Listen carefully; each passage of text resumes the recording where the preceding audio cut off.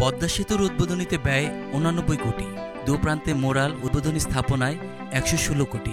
২০২২ সালের ২৫ জুন দিনভর জমকালো অনুষ্ঠানের মধ্য দিয়ে পদ্মা সেতুর উদ্বোধন করেন তখনকার প্রধানমন্ত্রী শেখ হাসিনা।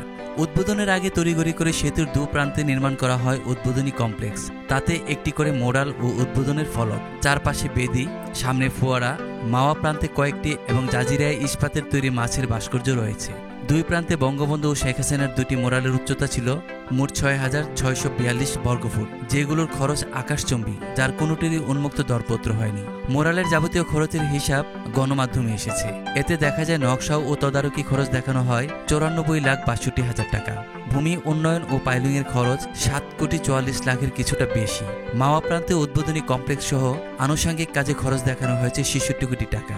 জাজিরাতে একই কাজে ব্যয় ৪২,৫৩,০০,০০০ টাকা। সব মিলিয়ে দুই প্রান্ত উদ্বোধনী কমপ্লেক্স নির্মাণে ব্যয় হয়েছে ১১৬,৯২,০০,০০০ টাকা। শুধু মুরালেই নয়, অস্বাভাবিক ব্যয় হয়েছে সেতুর উদ্বোধনী অনুষ্ঠানেও। দিনব্যাপী আয়োজনে ব্যয় করা হয় ৮৯ কোটি টাকা। এক্ষেত্রেও উন্মুক্ত দরপত্র কাজ হয়নি।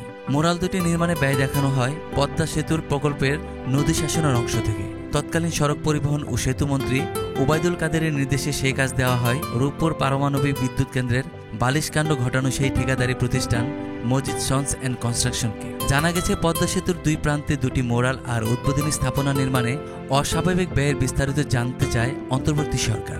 এরই মধ্যে নির্বাহী প্রকৌশলীকে তাড়া দিয়েছে যোগাযোগ উপদেষ্টা। প্রকল্পের অংশ না থাকার পরও কিভাবে এত টাকা পেয়ে সেসব কাজ করা হয়েছে জানতে চেয়েছে অন্তর্বর্তী সরকার।